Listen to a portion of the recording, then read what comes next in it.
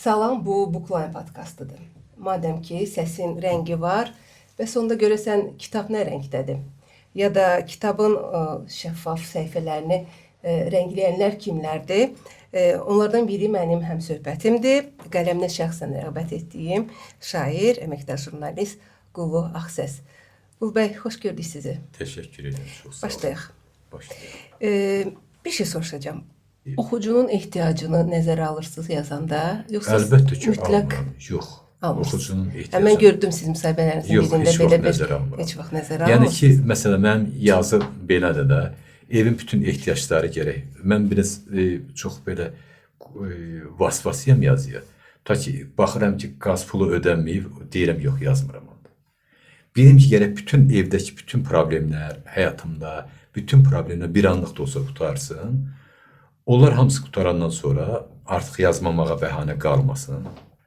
Bütün bəhanələr kəsiləndən sonra yazıram. Və bir şey deyim, məsələn, adamların seçilmiş əsərləri var. Mən balaca vaxtı deyirdim ki, böyüyəndə mütləq seçilmiş əsərlərimi söyləyəcəm. Amma artıq ədəbiyyatı belə qəbul edəndən sonra, ədəbiyyatın nə olduğunu başa düşəndən sonra mən fikirləşdim ki, insanlar nə yazırsa o seçilmiş olmalıdır. Necə yəni? Yəni sən çoxlu yaza bilərsən. Amma çap eləyəndə məhz seçilmişləri çap eləməlisən və hər bir əsər seçilmiş əsər olmalıdır. Çünki ən böyük mütəfəkkirin də elə çox sayda əsəri yoxdur. İstənilən şairin adını çəksək, 10, 15, 20 seçilmiş belə yadda qalan əsəri var. Qalanları onun böyür başındadır. Biri var Tarkovu, biri var mikrorayonlar. Bakının kəndləri. Mənə gəlir ki, yazıcı ilə Tarkovunu yazmalıdır. Sizin bu Və müqayisəniz oxucunu da biz ora cəlb eləməliyik. Sözün mərkəzinə, sözün epicentrinə, ora cəlb eləməliyik. İndi elə oxucular var ki, onlar məsələn, çoxlu tirajla çap olunan əsərləri oxuyurlar. Onlar ədəbiyyatın əyalətidir mənim nəzərimdə. Paytaxtı deyil. siz klassiklər deyirsiniz, yoxsa bestseller bu populyar janrlar, bu gün nəşriyyatların təkrar çap elədiyi? Təkrar çap olunan bugün çoxlu əsərlər var ki, onlar həqiqi ədəbiyyat, yəni həqiqi ədəbiyyat bir qədər fərqlidir. Yəni həqiqi ədəbiyyat odur ki, onu həm yazmaq çətindir, bilirsiniz, həm oxumaq çətindir. Siz Onu belə yazmaq da çətindir. gənclərə tövsiyə Oxumaq. menüsü verirsiniz belə rastlaşanda ki, bunu oxu, bundan sonra bunu Ən oxu, azından, bununla ən başla. azından.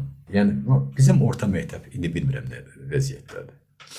Mən hələ orta məktəbdə oxuyanda ədəbiyyat müəllimində qeydimi demişdim. O da demişdi ki, təhsil naziri olanda özün baxarsan o işə.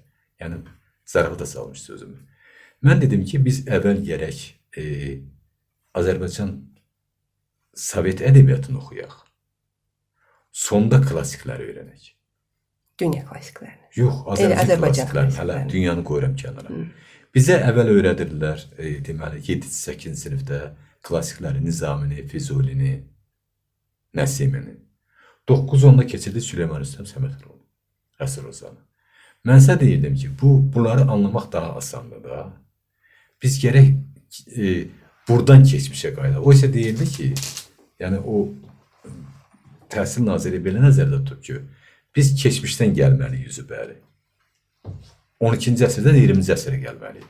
Mənimsə nəzərimdə biz 20-ci əsrdən, indiki halda 21-ci əsrdən üzü geriyə getməliyik. Aydındır. Siz Mən nə- yenə o fikirdəyəm ki, biz daha asan şeyləri tələbələrə öyrətməliyik. Onlar mütaliə vərdişi üçün qoyun ən asan əsərləri oxusunlar. Bayaq dediyiniz bestsellerlər, misal üçün. Təkrar qayıdırsınız belə sevdiyiniz yazarlara, əsərlərə, romanlara.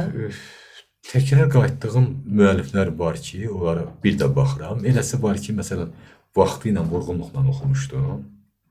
İndi sizi kəsmir biraz da. İndi ümumiyyətlə mənə çatmır ki, bunu necə sevmək olarmış. Ümumiyyətlə. İndi görürəm ki, burada poeziya, tutaq ki, şeirdə, görürəm burada poeziya adına çox az şey var. Yəni, məlum bir torpaq bilirsiniz də nədir? Yerin bitki bitən üst qatı. Bəli. Gözəldir də, amma üst qatıdır da. Elədir. Elədir. O torpağın üzərində dayandığı alt qatlar var. Heç onlar bitki zad bitirmir. Amma torpaq onun üzərində dayanır. Mənə nə gəlir ki, əsərin çoxlu alt qatları olmalıdır. Xeyli. və o alt qatlar çox təəssüflər olsun ki, bəzi əsərlərdə, bir çox əsərlərdə yoxdur. Və oxucu da daha çox o gördüyün nəyi görürsə, ona can atır. Nəyi görə bilirsə. İndi bilirsiniz ki, indi elə bir əsrdir ki, süni intellekt ilə hər şeyi əvəz edir. Hər şeyi. Mən səhər ondan balaca bir mübahisəmiz oldu. Sonra üzr istədi məndən, sağ olsun. Təşəkkür edirəm ona efirdən. Mən ona sizin yanınıza gələndə bir fikri xatırladım. Səhər duranda ki, mən kitabla bağlı sual olacaq. Sevdiyim fikirlərin içində üst qata bir fikir gəldi. Mən ona ulduza da belə aforizm kimi vermişəm onu. Bu Cəmil Meriçin fikridir. Deyir ki, biz hər ikimiz başımızı eyni kitaba əymiş adamlarıq. Bundan da gözəl əqrabalıq olarmı? Nə qədər gözəl. Mən bunu verdim. Bu mənə 2 ayrı müəllif təqdim elədi. Biri Azərbaycanlıdır, o biri də türkdür, Turan Alkan. Mən ona izah elədim, yox, Cəmil Meriçindir. O da dedi, yox. Dedim, hər sizə müraciət edəndə bu 6 litr su israfı deməkdir. Məni bunu məcbur eləmə. Siz məni məcbur eləməyin ki, mən bu onsuz da bu hidrogenlə oksigenin yola getmədiyi bir vaxtda, üstəlik də uğrunda bu boyda lokal müharibələrin getdiyi bir vaxtda, biraz da bu deməli təbiətə ziyan vurur. Axı özü də bilir axı 6 litr su israf edir hər su aldı. Sonra mən işə gələndə yazdı ki, bəli, müxtəlif müəlliflər səslənir. Amma bu doğrudan da Cəmil Meriçin fikridir ki, İndi bax, elə bax bu zaman kəsiyində hansısa bir gənc süni intellektdən sizi soruşur. Mən əminəm budur. Məsələn, mən istəyirəm bu yerdə sizin bir misranızı şeirinizdən deyim ki, bu dünyada heç kəsə demədim, o dünyada soruşsalar, sən kimsən, gözümü yumub ağzımı açacağım, deyəcəm ki, altındakı skamyada bir yol özü oturmayan yorğun ağacım. Mənim 2 il qabaq Təbrizdə çıxan kitabımın adı Yorğun Ağacdır, Yorğun Ağacı. Və doğrudan da sizi niyə hamı yorğun hesab edir? Yorulmusunuz. Yəqin ona görə ki, özüm yorğun hiss edirəm. Həm də məsələn yorğunluq Nə yorur sizi ən çox? Bax, məsələn, yazar yazmayanda birdən kitab ondan küsürsə, oxucu ondan küsürsə, bu yazarı narahat eləsin, eləməsin. Yorğunluq o deyil. Mən başqa şeirimdə, bəlkə də bu şeirə cavab var Ata şeirində. Ata şeirinin sonluğu belədir ki, şəkli də qalmayıb, darxanda köksümə sıxın, bütün ömrü dincəlsəm də doymuram. Atamın yorğunluğu mənim canımdan çıxır. Hərdən mənə gəlir ki, atam bütün ömrü boyu çalışıb, vuruşub, müharibədə olub, oradan əlin qayıdıb, yenə də çalışıb, bizi dünya gətirib və sonra da aldığı o yaralardan deməli, dünyasını dəyişib. Hərdən mənə gəlir ki, atamı yorğun. Amma ümumiyyətlə, mən düşüncə adamını yorğun olmayan təsəvvür eləmirəm. Özümə nəzərə. Yəni, insanın bəlli bir hissadı olar və mən o adamlara xoşbəxt adamlar kimi baxıram. Saat 8-dən tutaq ki, axşam 8-ə qədər, 6-ya qədər. Biri də var ki, məsələn, gecə saat 3-də mən idman jurnalistində zəng vurmuşam ki, Real Madridin oyuncusu var. Həmişə onu verirdilər kiraya, onu verirdilər başqa komandaya gedib oynayırdı. Və gedib orada bombardir olurdu. Gətirirlər, yenə qoymurdular onu oynamağa. Bu mənim şanssızlıq haqqında essimdən bir parça olmalı. Onu deyəcəkdim, bu da sizin üçün bir ədəbi motivdir əslində, hə? Bəli, o mənim şanssızlıq haqqında yazdığım yazıda bir personajdır. O yenə adını unuttum. İspan oyuncu.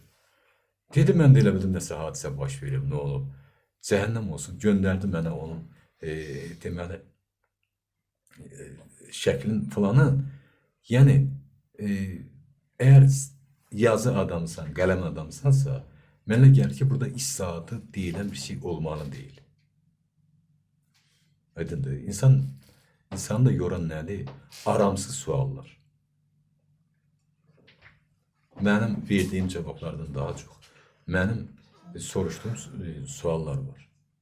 Və bu suallar çoxu mənim özümədir. Ona görə Ulu jurnalında artıq 10 ildən çoxdur ki, jurnal bu deməli rubrika ilə açılır. Özü ilə söhbət. Məsələn, filan şairin özü ilə söhbəti və şeirləri, filan yazıçının özü ilə söhbəti və hekayəsi, filan tənqidçinin özü ilə söhbəti. Mən düşünürəm ki, ədəbiyyat özü bütövlükdə insanın özü ilə söhbətidir. Amma özü ilə danışmaq da çətindir. Biz nə qədər istedadlı cavab versək də, məsələn, Biz oxucular yorğun onda ağacam- sizin o özünüzdə söhbətinizi kənardan oxuymuş. Mən fürsət tutaq əldə ki, edirik. deyirəm ki, yorğun ağacam, eləmi? Bu məni təmin edən çox gözəl bir cavabdır. Amma bununla mən qane oluram mı? Xeyr. Növbəti yazı, növbəti sualın cavabı. Həmin sualın növbəti cavabıdır. Əslində biz bir suala cavab axtarırıq. Böyük bir suala. Amma bu böyük suala cavab tapmaqdan ötürü hər şey bizə kömək eləməlidir. Həyatda, təbiətdə, nə bilim, florada, faunada, o cümlədən, onların başında duran, əlbəttə ki, mütailədir, kitabdır. Yerində Vaxtınız şey- qalır mütaliə eləməyə. Oğlum, mənim işim elədir ki, mən vəzifə borcumda desəm ki, mənim vaxtım yoxdur, gülməli olar. Çünki mənim həm öz e-mailim, həm Ulusun e-maili, müxtəlif müəlliflər göndərirlər. Və biraz gülməli olsa da biz daha çox çapa getməyən yazıları oxuyuruq. Çünki çapa gedən müəllif səndən yazısı gəlir, çap olur, əl çəkir. Heç küçədə görəndə salam da vermir. Amma adamlar ki, çap eləmir, onlar aylarla müraciət edirlər, şikayət edirlər, Facebookda yazırlar, sosial şəbəkədə ki, məndən də pisləri çap olunur və s. Və sən onu bir də oxumalı olursan. Bir də oxumalı olursan. Aydındır. O mənada O oxuduqlarınızdan amnistiya düşənlər olur. əlbəttə istedadlı gənclər var. Onların arasında onların bizdən üstünlüyü odur ki, onlar bizdən fərqli olaraq xeyli dil bilirlər. Əlaqsız ingilis dili, ispan dili. Məsələn, Məmməd də var. Çox dil bilməyin ədəbiyyata nə qədər dəxli var ki, məsələn. Yoxsa siz deyirsiniz ki, Daha çox- hər ədəbiyyatı öz dilində oxusun Əzizim, oxucu. orijinalın oxumaq insana yəqin ki, daha çox zövq verir, ən azı. Məsələn, mən sizə bir şey deyim. Mən şeirin başqa dildə uğur qazanacağına inanmıram. Ona görə də bizim şairlər Yəni şeirin uğurlu tərcüməsi biraz sizə utopik gəlir də. Bəli, bəli. Necə Şekspiri bizim dilimizə uğursuz tərcümə Bəli, ediblər. Yəqin ki, Nəsimini də ingilis dilinə o Çünki qədər. mən başqa dillərdə olan şeirlərimin mütəxəssislərə də geri oxunuşunu demişəm. Deyir ki, bu o deyil. Məsələn, Alman Nədir onun dilində kökündə? Məsələn, siz sərbəst vəzində yazırsınız da hamısı janrda. sərbəst deyil axı. Ha, ona görə. Yəni Hamısı buna sərbəst mane deyil. olan nədir? Ruhdumu? Yoxsa orada qafiyə pozula da bilər, düzdür, amma Poeziya daha Mane çox olan. dil hadisəsidir. Daha çox. Məsələn, sizə bir şey deyim də, mənim çox sevdiyim. Əzim Baxtiyarə, Baxtımın Taxtiyarə. Mən hər dəfə elə kədərlənirəm ki, niyə mən yazmamışam? Üzündə göz yeri var. Sənin Sonra kim deyirəm ki, Baxtiyar? bəlkə deyim mən yazmışam. Onsuz da müəllifi yoxdur. Sənə kim Baxtiyar? Düzdürmü? Bunu başqa dilə gəlin tərcümə edin. çox haqlısınız. Düzdür? Çox haqlısınız. Azərbaycan ədəbiyyatında ən şah bəndlərdən biri də üzündə göz yeri. İlahi, burada sevginin üfüqləri görünmür.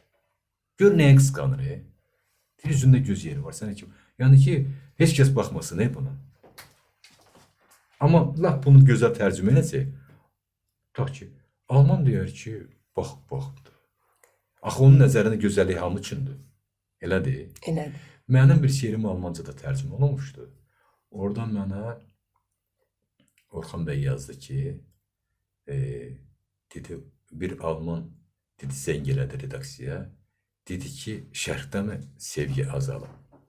Bu şeir belə. O ruhu ala bilməyib o. Yox, deyib sizdə də sevgi azalır. O elə bir təkcə Almanlarda azalır. O şeir belə ki, yazırsan ölürəm, min şükür alqış.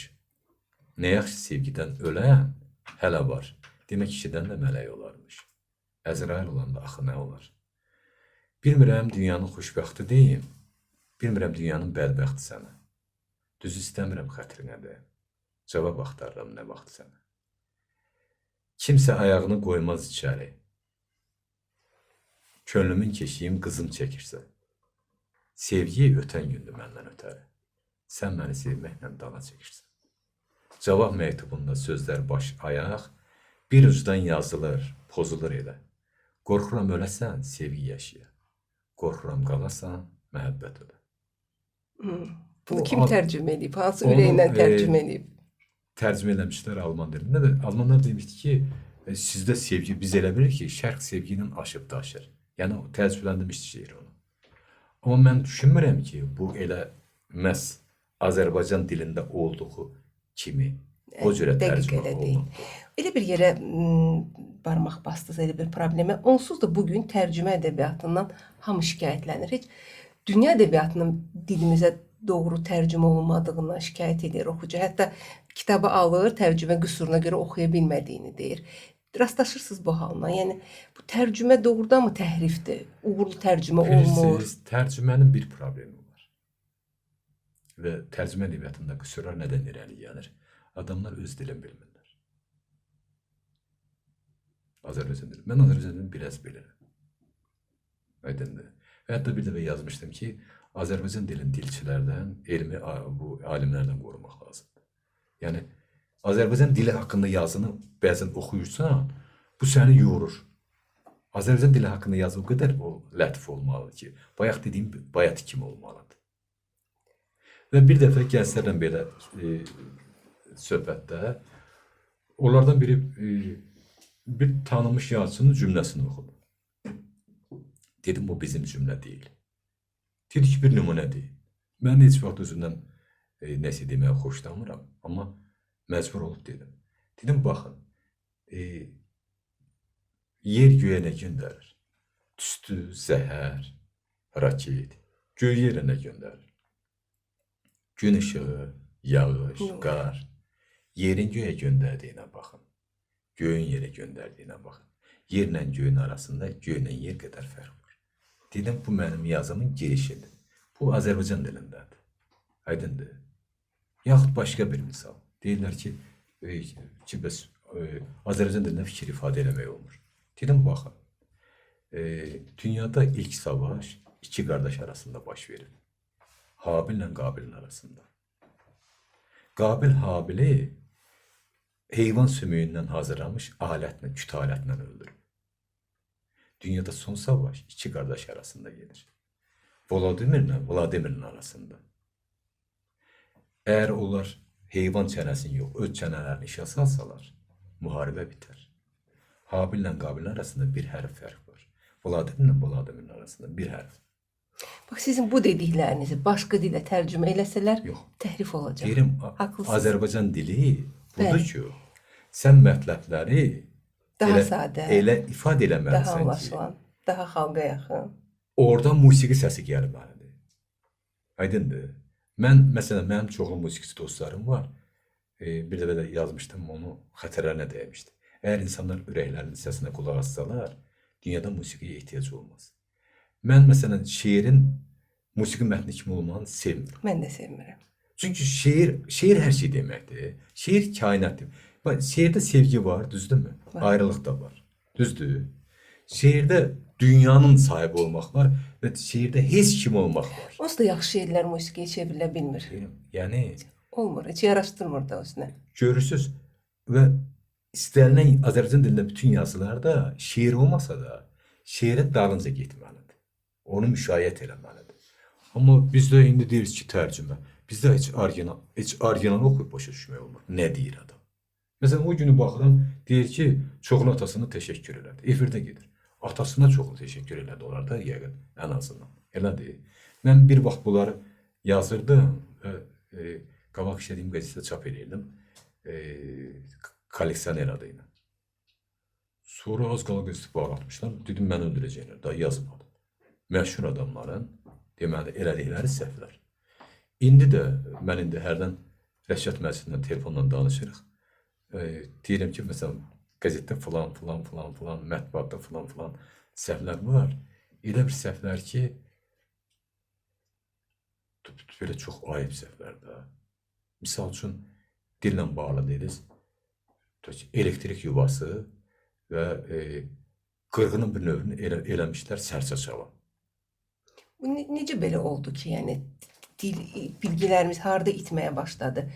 Ana dilində az mütaliə elədiyi oldu, yoxsa elə siz deyən kimi dilçilər, islahatlar, 40 ayağın onsuz da Mən yeridi yolu sizə bir özünə şey deyim də. çaşdırdılar. Dili yaradan xalqdır. Xalq. Siz əgər hansısa heyvanın adını bilmək istəyirsə, zəhmət çəkib ezamiyə götürüb getməlisiniz kəndlərə, meşələrə, çobanların da. Onlar adın dəqiq deyirlər. Aydındır. Kabinetdə dil yarana bilməz. Heç bir kabinetdə. Bu sadəcə mümkün deyil. Bu mümkün deyil. Dil yaranıb axı, dil var da. Bu nəyin yaradacaqlar Var, təzədən var oturub? Var onsuz da. Biz onu qəbul edə bilmirik. Biz onun varlığından xəbərsizik. Biz bilmirik, dilin imkanlarını bilmirik deyə. Bizə elə gəlir ki, bu dil kasaddır. Bu dilin kifayət qədər imkanları var. Bəs ona necə baxırsınız? Dil canlı orqanizmdir və mütəmadi digər dillərdən özünə yeni sözlər əlavə eləməlidir və terminləri salırsınız. Bayaq siz elektrik yuvası desiniz. Onun tərcüməsini tapa bilməyib Biz məcbur indi o variant seçiblər. harda oturmuşuq? Studiyada, düzdür? Bəli. Qarşımızda nə var? Mikrofon var. Düzdürmü? Studiya, mikrofon, bunlar bizim sözdür. Deyil. Hazırladığınızın adı nədir? Podcast deyirsiniz də bunu. Bəli. Düzdür. Bizim sözlər deyil ki. Deyil əlbəttə. Elə deyil. Siz özünüz də haransa kostyumunu alıb geyimsiniz. Bu da deyil. Düzdürmü? Dil əlbəttə başqa dillərə ünsiyyətli olmalıdır. Nəyisə qəbul eləməlidir. Nəyisə onlara da ötürməlidir. Bu normal bir prosesdir. Ümumiyyətlə bu islahatlar dayansın mı? Məsələn, atalar sözləri bir də görürsüz təhrif olunur ya da islahat əslində beləymiş.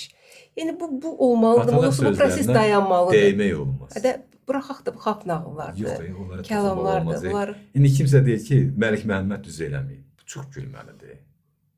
Məlik Məmmədi ittiham edirlər. Yaxud deyirlər ki, çox üzr istəyirəm, çox üzr buyurun istəyirəm. estağfurullah. Deyirlər ki, eşək nə bilir, zəfəran nədir? Əslində bil, eşək nə bilir, zərfəran nədir? Yaxşı, o palan zər olmasa eşək onu biləcəkdi, yox. Məhz zəfərandır. Çünki zəfəran Abşeronda bitən çox bahalı bir deməli Bitkidir. bitkidir. ədəddir, hə. Və qiyməti də həddindən artıq çoxdur. Ya da qızıl kimi qramla. Və heyvan onu ölçülür. bilmədən basıb yeyir. Bilmir ki, bu neçədir bunun qiyməti. Ona görə deyir ki, eşək nə bilir, zəfəran nədir. Aydındır. Yəni, mənim bayaq verilişdən qabaq dedim sizə, atalar sözlərin balkon çıxartmağa qəti əleyhiniyəm, yazmışam da vaxtda. Bir də məsələn, indi bəzi alimlər çıxıb deyir ki, əslində Nizami Gəncəvi o cürə olmuyor. Bayaq ona görə sizdən O soruşdum. deyir O Nizami şəkil var Gəncəvi, o bəli. ağlımızdakı. Nizami Gəncəvi Ağcabəndə bir seydə baxıb onu oxşadıblar. Əslində deyir o başqa bir adam olub. Mənim şəxsən sizə deyirəm, ürəyim partlayır. Nizami Gəncəvinin şəklini deyirsən. Çünki mən artıq onu belə qəbul eləmişəm. Hətta Nizami Gəncəvi özü gəlib burada desə ki, bu mən deyirəm, mən ona inanmıram. Mən onu qəbul eləmirəm. Müəyyən daşdaşmış şeylər var. Atalar sözləridir, bizim klassiklərin o hazırlanmış fotolarıdır, rəsmlərdir. Onlara toxunmaq olmaz. Və bir də burada söhbət dil mühafizəkarlığından getmir. Ki biz əznəm sözləri qəbul eləməyək. Nə gəldi? Məsələn, onun Azərbaycan mühafizəkar görünməkdən variantını axtaraq. Söhbət ondan getmir. Yəni bu sizi qorxutmur. Məsələn, siz elektron ədəbiyyatla aranız necədir? Məsələn, səsli kitab, Səsli elektron kitabı kitab. mən çox sevirəm. Səsli kitabı çox sevirəm. Özüm də onun sevinirəm ki, Azərbaycanda ilk yaradıcılarının Mövlana'dan Əsintilər kitabını mən vaxtı ilə Azərbaycan Radiosunun diktoruna oxutmuşdum və körlər üçün yayılmışdı. Ondan sonra da səsli kitab bir neçəsini eləmişəm. Hətta ulduzun üstündə hədiyyə də eləmişik onu. Musa Urodun millət vəkilinin kitabı. Pulsuz olaraq hədiyyə eləmişik. Və çox yaxşı bir şeydir. Özüm də səsli kitab hazırlamaq kimi belə bir meylim var. Ki onu bilmirəm öz səsimdə hazırlayayım. Yoxsa başqaları oxuyub aktyorlar onların səsində xoşum gəlir. Çox gözəldir. Yol üçün çox gözəl yol başdır. Yol üçün. Hər şey bizi... Həyat da indi daha çox yoldur, tıxacdır, daha mürəkkəbdir. Bəli. Yəni gənclərimiz, çünki bizim auditoriyamız, yəni niyyətimiz gənclərə xitab eləməkdir. Azərbaycan deməli mədəniyyəti 2040-a qədər yeni konsepsiya qəbul olunur. Bu müstəqil illərində ən böyük sərmayədir mədəniyyətə qoyulan. Burada hər şey gedir mədəniyyət deyəndə. Mən istəyirəm ki, qarşıdakı 15 il ərzində o sərmayə ki qoyulub dövlət pul ayrılığına, onlar aidiyyəti üzrə xərclənsin. Aidiyyət üzrə. Yəni lazım olduğu istiqamətdə xərclənsin. Azərbaycan mədəniyyətini dünyaya tanıtmaq mənə gəlir ki, dünya buna razı qalır. Bəy, sosial şəbəkələrlə aranız necədir? Mən əvvəllər Facebookda olmuşam. Vaxtınızı çox alır. Hazırda bir aya yaxındır ki, Instagramı silmişəm gözümlə bağlı. Müalicə ilə bağlı. Amma Instagramdan istifadə elədim pandemiya dövründə. Əlbəttə yaxşıdır. Müxtəlif adamlara bilirsiniz, o hekayə bölümünə baxanda adamları tanımaq olur. Aydındır. Düzdür, Niyə hər verirəm sən bu daha çox sualı? şəkil paylaşırlar. Ona Amma görə verim ki, vaxtınızı çox alırmı? Yəni bir 20-30 il, 40 il əvvəlin Ulu Ağsəsinin sosial şəbəkələrdə hesabları olsaydı, bu qədər oxuyarmı, oxuya bilərdimi? əlbəttə yox. Sosial şəbəkələr əlbəttə vaxt alır. Deməli, biraz da gənclərimizi qınamayaq. Yox, gəncləri biz ən müxtəlif səsli kitabla, sosial şəbəkə ilə, hər bir şeylə biz onları biraz da şirinləndirməliyik. Hansısa yolla olursa olsun, oxumağa sövq eləməliyik. Hər şey eləməliyik. Məsələn, bugün biz uşaqlara hardasa bir 30 kitab payladıq. Özdə hamısı da gözəl kitablardır. Rəşad Məzid evindən gətirdi. Kitabı görəndə bir gözlərinə işığı hiss elədiniz. Əlbəttə istədilər. Kitab elə kitab oldu üstündə davada düşdü. Amma qədər gözəl. bu daha çox xarici ədəbiyyatdan ötürüdür. Bizimkiləri o qədər də dava salmırlar. Nədənsə adamlara gəlir ki, xarici ədəbiyyat daha gözəldir. Belə bir gənclərdə belə bir fikir var. Bizə biraz o qədər də isti yanaşmır. İndiki bu ədəbi gənclik, oxucu. Bunu dəyişə biləcəyik. Azərbaycan xalqının dəyişə bilməyəcəyi heç nə yoxdur. Bu xalq. Biz harda, hansı metro stansiyasının qabağında bugünkü qəzetlər nədən yazır? Oxumalı kitabların reklamını harda verilir ki? Hansı televiziyamız kitab reklam edir? Hansı? Heç biri. Biz səhər gözünü açırıq tamaşaçının, görür ki, ancaq müğənnidir. Günorta görür ki, müğənni yemək pişirir, axşam görür müğənni yatır. Hardadır ədəbiyyat adamına ayrılan vaxt? Qubay, mənim sizə sualım çoxdur. Amma vaxt yenə amansızdır, bizdən güclüdür. Növbəti söhbətdə görüşmək ümidi ilə. Mən sizə təşəkkür edirəm. Vaxtınızı ayırdınız, həm söhbət oldunuz. Mən əminəm ki, sizi görüb, hətta dinləyib demirəm, görüb 5 gənci kitab oxumağa təşviq edə bildik. Vallahi yenə deyirəm, insan deyirlər, o yaxşı ki siz o sualı verməlisiniz. Yoxsa durub gedəcəkdim, bir də dünya gəlsəydiniz. Deyirəm, bir dəfə gəlmişəm, ata-batıma bəsdir. Siz bir dəfə hər bir insan bir dəfə dünyaya gəlir. Niyə gəlib? Niyə gəlib? Niyə yaşayır və niyə ölür? O sualın cavabını kitablardan yaxşı heç nə vermir. Ray Bradbury belə deyir ki, kitabı yandıma, onu oxumamaqdan yaxşıdır. Mən sizə təşəkkür edirəm bu sonluğa görə.